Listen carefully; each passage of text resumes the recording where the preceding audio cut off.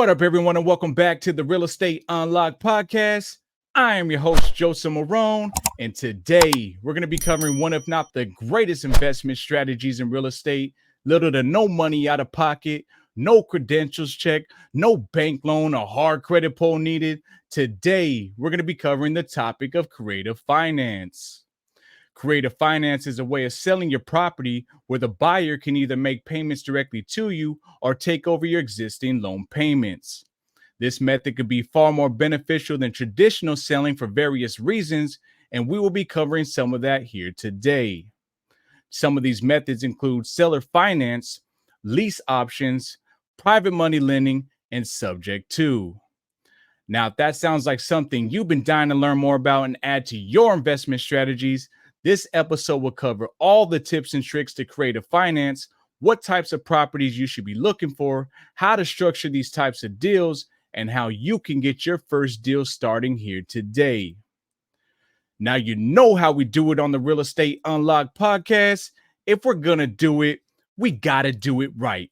We can't just bring on anyone to speak about creative finance. We got to bring on the one who's crushing it in creative finance. Today, our special guest on the podcast is Mr. Kevin Choe. Kevin's real estate journey began just 4 years ago, starting out at the age of 19. Over the last few years, he's done over 100 plus transactions in 20 different states and now owns about $3 million in real estate that cash flows him over $18,000 a month. He actively does 6 to 8 deals a month and purchases his own primary residence utilizing the power of creative finance. Kevin is a leader in the Subto community with Pace Morby and has his own YouTube channel where he now teaches others how to do the same. So without further ado, I've been talking long enough. Everyone, if you will, please allow me to formally introduce to you Kevin Choe. Kevin, how's your day going today, brother? What's up, brother? So happy to be here. I know I told you, hey, like on episode 10, bring me on and we'll have a conversation. And I honestly didn't think you would get to episode 10 because nobody else does. And I'm super proud of you for having all these people on the podcast before me because it just shows me, like it's a lot of work. It really is. Well, I really appreciate you acknowledging that because you're right. It is a lot of work. Most people, they don't understand the amount of effort that goes on behind the scenes to keep a podcast rolling. In fact, when we initially had that conversation, Kevin, it motivated me because you set a goal of reaching episode 10. And at the time, I was only on episode 3, but I just stuck to it. I kept on improving. And now, episode 10, here we are. And we made it. Made it. We made it, man. Awesome. Well, Kevin, it's been a long time coming. Welcome to the podcast. And thank you for taking time out of your extremely busy schedule to cover such an important tool to have in your real estate arsenal right now. As you know, home prices are sky high, Uh-huh. interest rates are through the roof, sellers are stuck sitting on the market or forced to come out of pocket to sell their home, Right. and creative finance seems to be the solution for all that. So thank you. Of course. Of course. So let's kick this thing off by telling everyone who Kevin Choe is and how is it you're finding success at such a young age? Were you just born to do real estate or what, man? I mean, I guess so at this point. What I don't know what else to do. So, well, for everyone that's listening, hello everybody. My name is Kevin Choe, and I am a real estate entrepreneur.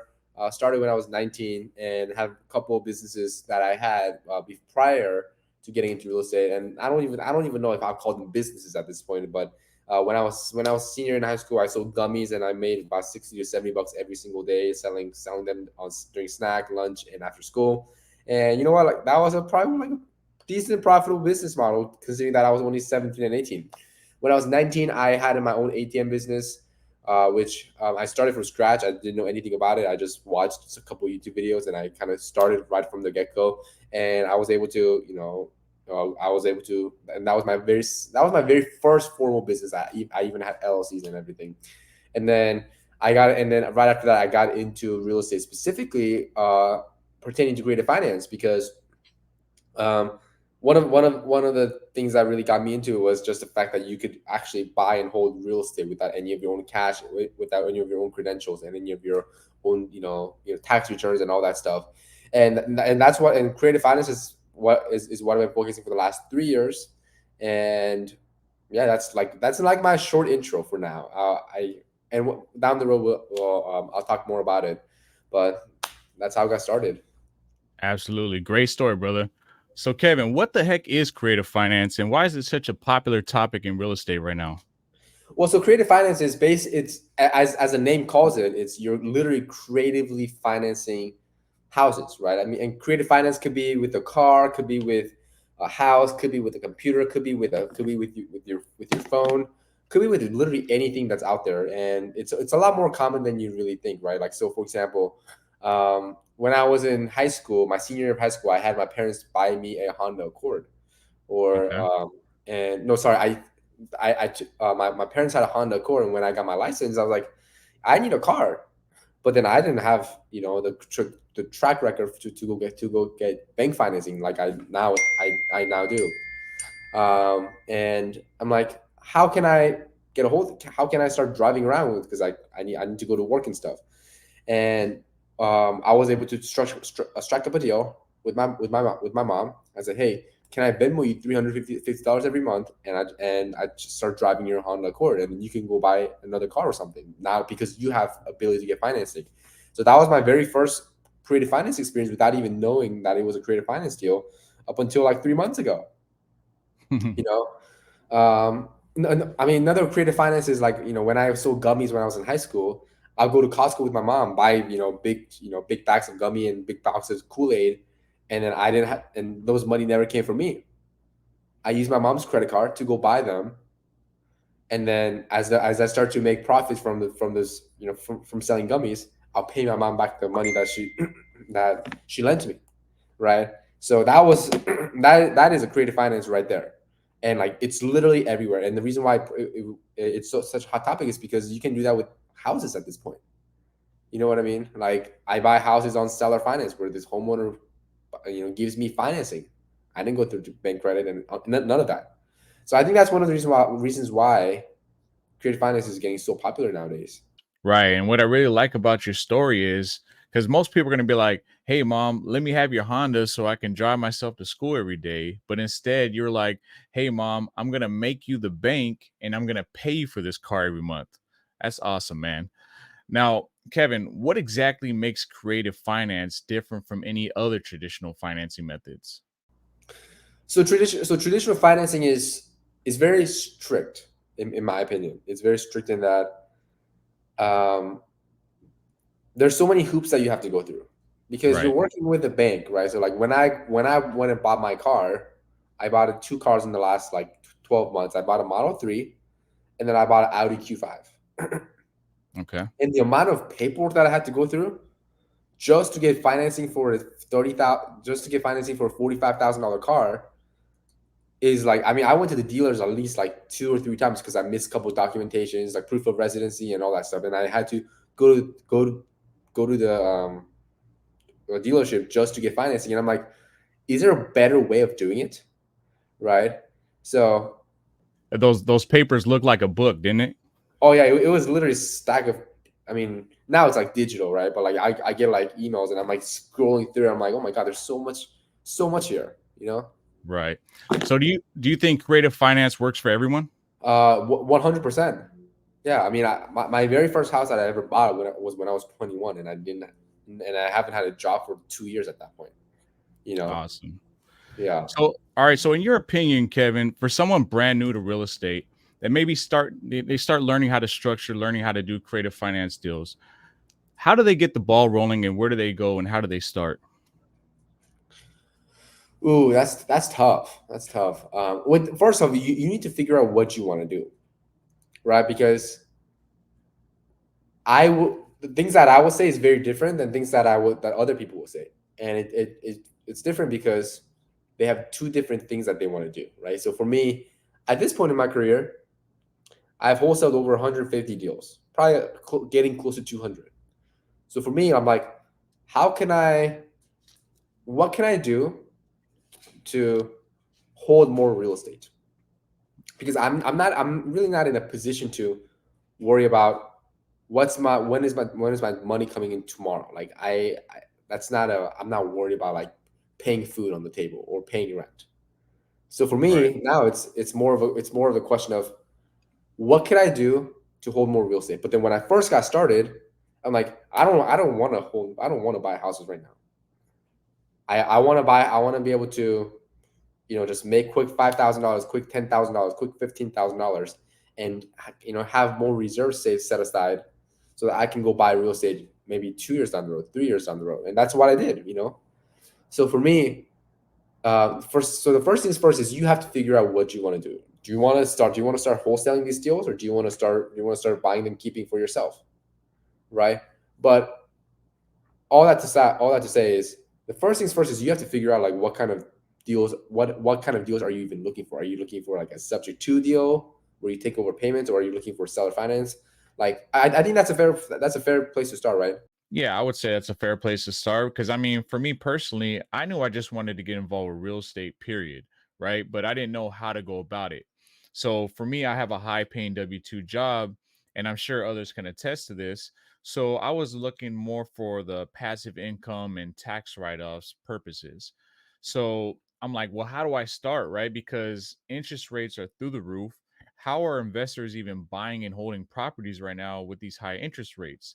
So then, as I started learning more about creative finance and learning about Subject to and how you can buy properties and take over people's existing mortgages, and you can basically take their interest rates that they already have, I was blown away by it. So I was like, I got to learn more about this. Right. So, I mean, I get people asking me all the time, like, hey, man, where can I learn more about real estate? Or how do I learn more about creative finance? And obviously, there's podcasts you can watch, there's books you can read, YouTube videos you can learn from. But I just wanted to hear your experiences and how you learned what you now know today. Yeah. Well, first off, there's I paid my way into learning this. Exactly. Just like you want to pay a mentor to fast track your learning curve, or you can learn it the hard way and not pay anything, but you end up paying what is that? What do you call it? Like the ignorance tax, where you have to figure it out on your own. So for me, if you want to go Right. if you want to go the pay route, hands down, Subto is the best paid place to be, because you have access to the people that have been doing this for like people like me, and then you have access to people that can help you along the way, right? Like if Joseph, like you came to me and you needed help with Subto deal, like most likely I'll have answers to it, right? But that's because this is within a paid community. But outside of that, it's like you have to filter through a lot more people to find the answers for your questions. So to if you guys are watching this and you're like, where do I even get started? I would definitely say start watching Pace's YouTube video. I have a YouTube video that I put out every 3 times a week, and then join the free Facebook group that Pace has. But at the same time, like if you have the money to spend and you want to like shorten your learning curve, I'd definitely say buy some deals, pay your way into the mentorship. Great answer. As you know, when you're just starting out and you're generating leads, it can get quite expensive. Data software, pulling lists, VAs, auto dialers, all that stuff costs money. If you want to put in the work, is it possible to get your first deal for free? Oh, 100%. I mean, all those tools are only there to help you amplify you getting deals quicker, right? So it's like when I was talking, what I was talking about was, get paying a mentor. When you pay a mentor, you pay for. Do you need a mentor really at the end of the day? The answer is probably not. You Nope. probably don't need a mentor, but that will help you. Absolutely. Do you need a car to go to the gym? No, you could probably walk, right? But then those are only tools that if you have if you have the capacity to and the budget for it, will help. But I started my very first 20 deals. I got it off of Facebook Marketplace. I was just going through it for sell by owners, and that's how I was able to get the deals done. That's crazy to think of. Facebook Marketplace. I saw the interview where you were talking about that, and that was interesting, man. I think you were probably the first person to start doing that. Nobody would even thought about doing those type of deals. So that's Oh that's yeah, that's I mean that's how I creatively finance my you know my broke budget. Yeah, you don't have a budget for it, so you got to creatively finance a way to get access to deals without having too much spend, without having to spend too much money. You have to get you creative. you do what you got to do, right? 100%. Cool. So, Kevin, help us all understand what the difference is between subject to and seller finance. So subject to and seller finance are two methods in which you can get, which you can get financing for these, you know, I mean, we're going to talk about it in the real estate context, right? So subject to and seller finance are two main ways for you to get, or two main acquisition strategies for you to get access to these properties, right? So first, house number one. Let's just say this is 123 Main Street. That there's usually 90% of the time when people go buy houses, they get a traditional bank financing and it pays off the existing mortgage that the existing homeowner had, and you make payments on that mortgage for the next 30 years. How that would work is, so like the most recent project that I have going on, it's a house on, what's the most recent project that I have? I have a house on 41st Avenue here in Phoenix where I was able to buy the house by simply going in and taking over somebody else's existing mortgage. Mm. And the reason I was able to do that was because the homeowner, when I first called her, was like, you know what, like I just bought this house about a year and a half ago, and I bought it so that my wife and I can, no, sorry, my husband and I can move into it together. But you know what, like we're getting a divorce. I'm like, oh, okay. So what are you guys planning on doing? Like, we just want to sell the house, but honestly, none of us have the money to come out of pocket. So I think, if you give us $5,000 each and you come in and take over my mortgage payment, I think that might be the best way to go.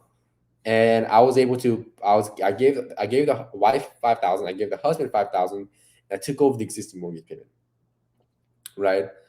And now I make mortgage payments. The mortgage payment is about 2,750, and I have that house rented out on Airbnb for like 30 plus days, and I'm making about $4,500 every single month, That's a nice right? return. So one of the ways that subject to is beneficial is going back to the car strategy that when I was 18 and my senior year in high school, how I was able to take over my mom's existing car payment at $350. I Venmoed her $350 every single month, and then I was able to drive the car around. That's a subject to in a nutshell. But you're not only are you doing it with the car, but you can do it with the house. Right. And the second acquisition strategy is called seller finance. So my most recent seller finance deal was a condo that I bought in Mesa, Arizona, which is about 25 minutes away from where I'm living right now. And I was able to, and the homeowner, he had a home servicing business here in Arizona for the last 40 years, and over the last 40 years, he just paid off all the houses. It's like, oh, I bought a rental here, and my homeowner named my lender Tom. He's like, dude, I got 19 houses, all in this condo right here. And you know what? I don't want to deal with any of the Airbnb tenants. I'm just done with it. I'm like, what do you want to do? He goes, well, I want to sell it, but I don't want to pay capital gains, because if I sell it 250,000, I'm gonna have to pay $50,000 to $60,000 of it to just any like fees, right? But I came in and I'm like, how about this? How about I buy the deal, but you give me financing for it?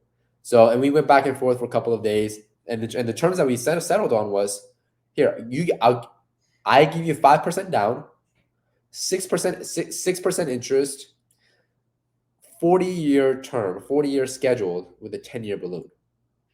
And then I'm like, so Tom's gonna make for the next 10 years, he'll get a check for $1,300 from me. And that's a seller finance in a nutshell. And the best part about it is Tom now has 18 other properties in the same exact condominium. And he's like, you know what? I'll sell you all of these for the next 24 months if you can prove to me over and over and over again that you're able to perform. And I'm like, Damn. consider it done. That's a good deal right there, man. You found the right seller. Here's the thing that most people don't talk about is like, did I use any of my own money during those times? No. Did I? Tom knows. Tom never even questioned my credibility. Oh, other than the fact that he just wanted to see what my credit score was. So I pulled up. I took a screenshot of my Experian, my credit score, which was 792 at that time, and I just texted him. He's like, I'm good. All right, let's move forward. But you didn't have to actually use your credit to obtain the loan, right? You just had to show him your credit score. Yeah, it was literally I just took a screenshot of it and I'm like, hey, here you go. And then he's like, okay, good enough. Right. Awesome breakdown, man. Sounds like I need to find more sellers like Tom, man. But no, Kevin, you just hit it right on the head because most seller finance deals that we've structured all came down to the fact that they either were trying to avoid paying capital gains tax or they saw the long term benefit of the monthly payouts. Now, are there any specific properties or sellers that are ideal for subject to? Maybe give us a scenario a seller may be in where subject to would be a better option than a conventional offer. Yeah, so 100%. So like in 2023, I focused my entire business off of subject to transactions. And I finished off the year with 90 subject twos, which in 79 of the 79 of them I wholesaled off to my friends, and my friends are making payments on those mortgages. But 11 of them I kept in my portfolio, right? And you might be wondering, okay, why would anybody just let you take over somebody else's random stranger like me, because I'm a stranger essentially, take over somebody else's mortgage payment and they don't even own the house.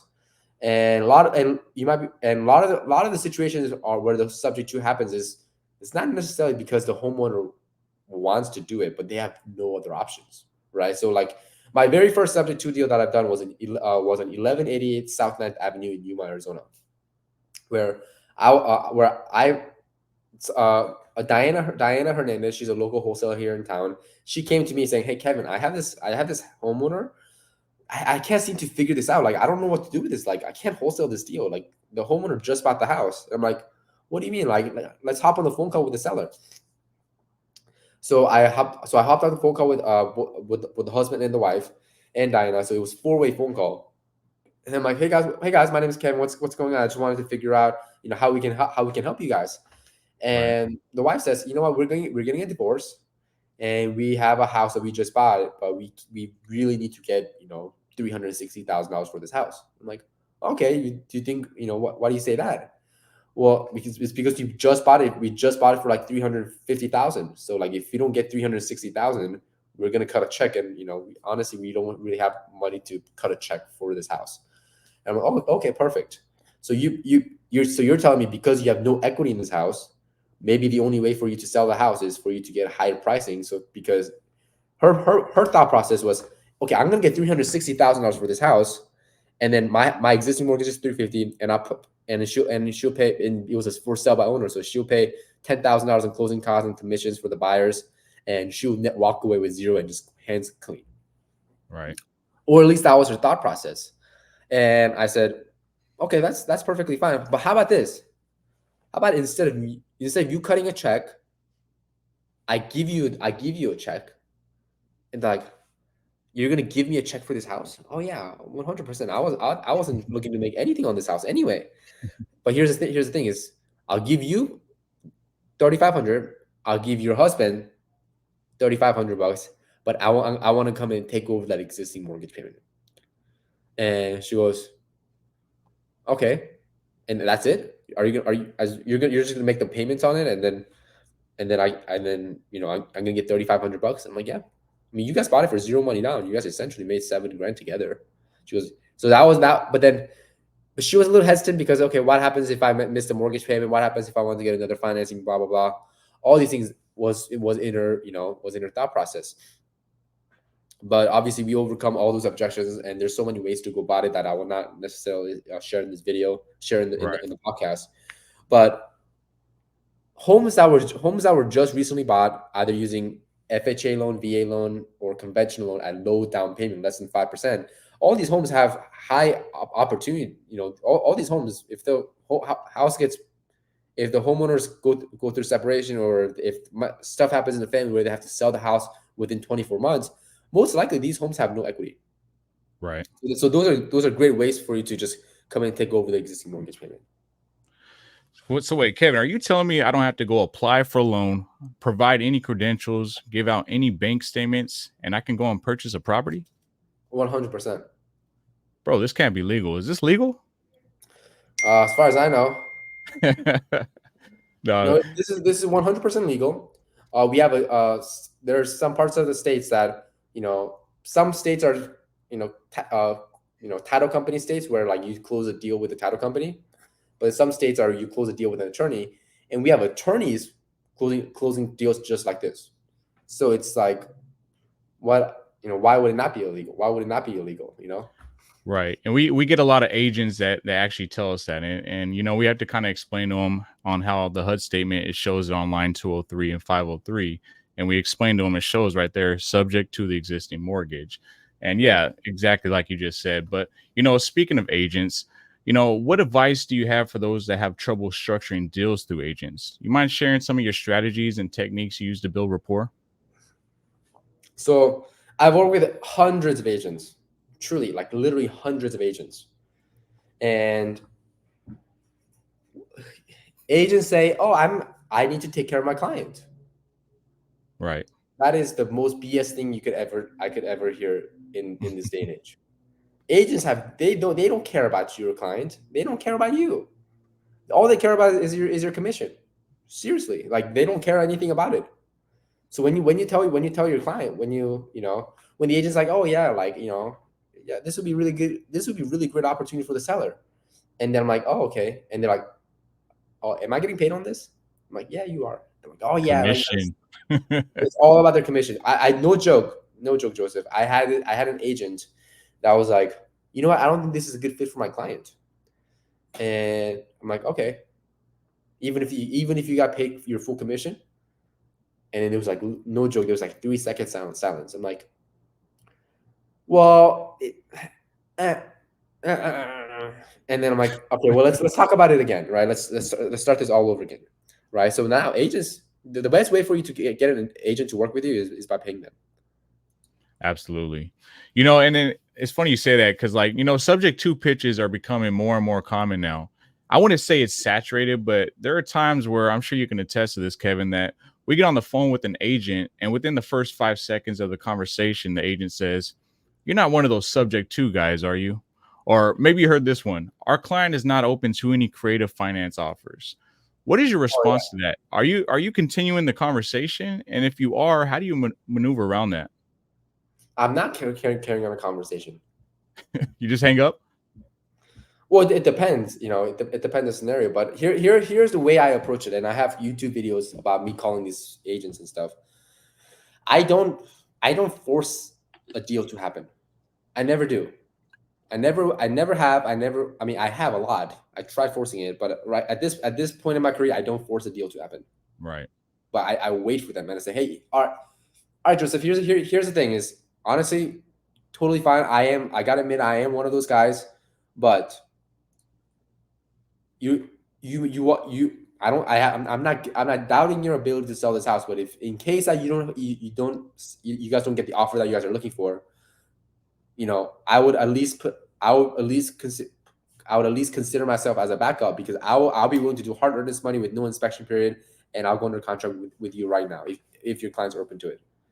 And I just put myself out there. I'm like, hey, just putting it out there. Hey, I'm here, and I follow up every like week or two until the house gets sold, until the house gets literally sold. And I'm like, if I and that's it. Right. So you don't force it. You just kind of telling them like, "Hey, I'm just a backup option, but I can get the deal done." And you're just kind of showing them what you've done, and they can come to you if they're having trouble selling it traditionally. Is what you're saying? Exactly. That's all I do. Okay. I mean, Kevin, you've done a great job of explaining how exactly subject to works and how it makes sense for both parties. I want to shift a little bit into seller finance for a second. As you Yep. know firsthand, there are a ton of seller finance opportunities out here right now. They say Yep. 30% of real estate is free and clear, which means as you're making your way through the neighborhood to go grab your morning Starbucks, 3 out of every 10 houses you drive by are free and clear. Now, Right.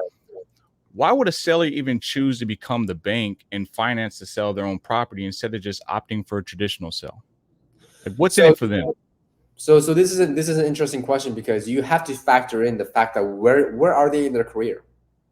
Because Joseph, if you came to me and I had 19 houses free and clear like Tom did, and you're like, Kevin, would you seller finance me all your 19 houses? My answer would be never. No, I don't want to Nope. do that. No, because I'm 23. Like I got a lot of energy. I'll put in the work, you Yep. know.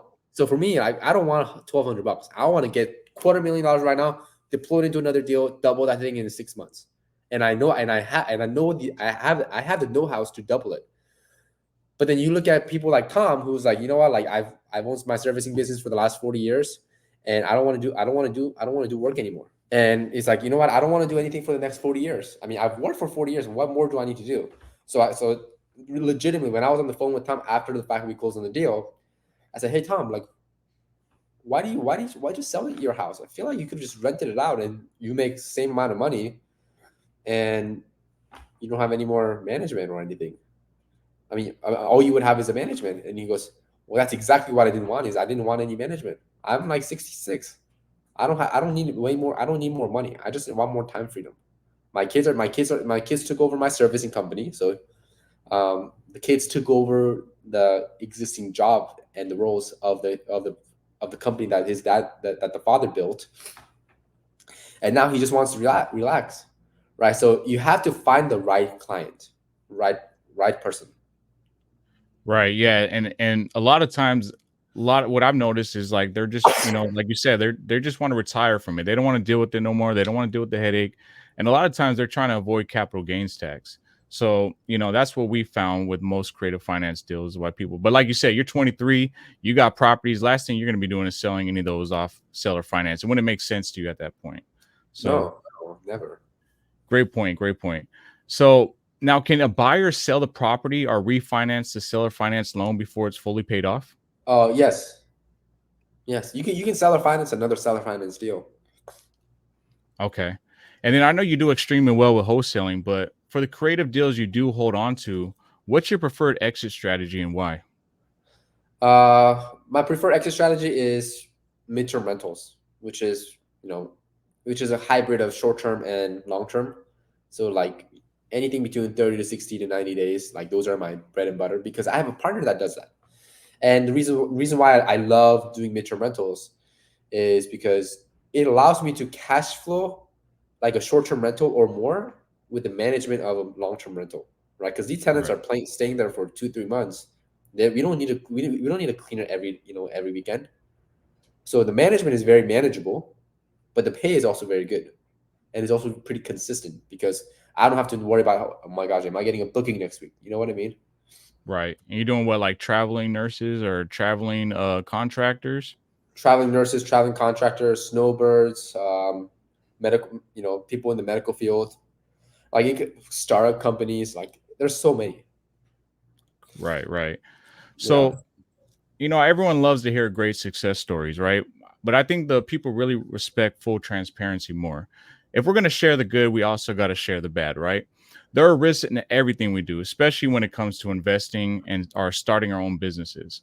Kevin, do you mind sharing a story about a mistake you made in real estate and the lesson you learned from it? Well, honestly, the biggest mistake that I have in real estate is not starting real estate when I was 9 years old in 2008. That's probably the biggest mistake that I ever have. Yeah, I wish I would have started a lot younger as well. I mean, what was I doing at 9 years old not buying real estate? You know what I mean? Like, that's the biggest mistake. Yeah, I know. But you know what? To be honest with you, Joseph, like I have no regrets. I think I started at a perfect timing, and I think I'm at a really really comfortable place. Right. And so you haven't had no hiccups or any troubles in the road so far. Everything's been pretty smooth for you? Oh, 100%. I mean, I can't say everything has been smooth, but like I wouldn't consider them regrets. Right. Like I mean, what could I have done in 2008? I was 9 years old. I wasn't even here in this country, right? Like, um, so I have no regrets. I'm a huge action taker, so it's not like I knew about it and then I didn't start for another 10 years. I'm like I started when as soon as I knew about it. Nah, and I get what you're saying. I mean, you started at a good age, right? I mean, honestly, most of us here probably wish we started at that age as well. Plus, you're finding a lot of success. So, nothing there to regret, right? But also, I can't claim that everything's been smooth either. I mean, for the most part, I've been fortunate to find a lot of success as well. But there have been a few moves I probably could have made better decisions on, and I'm always fully transparent about it. It's okay to make mistakes because if you're not making mistakes, then you're not trying. The most important lesson is to learn from those mistakes and fail forward. But I'm going to wrap this thing up here, Kevin. The last thing I wanted to touch on is when you're first learning about creative finance, YouTube videos, books, podcasts are all great things, right? This is all free, available information to you. But being a part of a community, having a mentor, going to local meetups, and being around like minded people is where the true value lies. It's not only going to help you build connections, but it's also going to help you build a team and really excel growth, the growth of your business. Kevin, do you agree with that? How beneficial has community been for you? Oh, community is everything. It's like I don't think I don't think I would have the work ethic that I have or the momentum that I have if I didn't have people around me that was also doing the same thing. It's kind of like competition because I'm a pretty competitive person. Yeah, It same. depends on like what topic, right? Like if it's about basketball, like I don't care if you lose the game or win the game, whatever. But when it comes to like real estate, I'm like, no, I want to get I'm gonna get it further. I'm gonna get further ahead of you, and I'm gonna make more money than you. And when you're hanging out with people that's making a lot of money and doing all these things, it's like, oh my gosh, it's now time for me to get to work. I love that, man. I like to be around people like you because it helps me push me. Like I'm also a competitive person, and when I hear people talk like that, I'm like, all right, Kevin, I'm coming for you, man. Yeah, Let's do a little friendly competition, if you will. right. Cool, awesome. Well, Kevin, again, we really appreciate your time and all the game you've given us here today. You've got one hell of a future ahead of you, bro. You're making the right moves and you're surrounded by all the right people. I think I speak for everyone here today when I say we're excited to see where you go from here, and we'll make sure to follow you along your journey. Of course, man. Appreciate it. Kevin, where can people get a hold of you? The best way for you to get a hold of me is Kevin Choe 12 on Instagram. It's Kevin Choe 12 on Instagram and YouTube and TikTok and on all across all social media platforms. And I personally respond to all the DMs. Sometimes sometimes I'm late, but sometimes like I respond right away. So if you guys have any questions, you can always find me on Instagram. Now, if you guys are finding value from this podcast, don't forget to show your boy some love. You definitely don't want to miss future episodes, so make sure you subscribe. Don't forget to like this and drop a comment down below today what you learned about creative finance. If you're motivated by this episode and you're ready to take action or you want to join the Subto community, feel free to reach out to Kevin or myself and we'll make sure we get you pointed to the right direction. Appreciate all the continued support. And guys, stay tuned because I'm pumping these episodes out every 2 weeks. You definitely don't want to miss what I got coming up next. Best believe I'm going to keep bringing you that fire. Peace, Kevin. Appreciate it.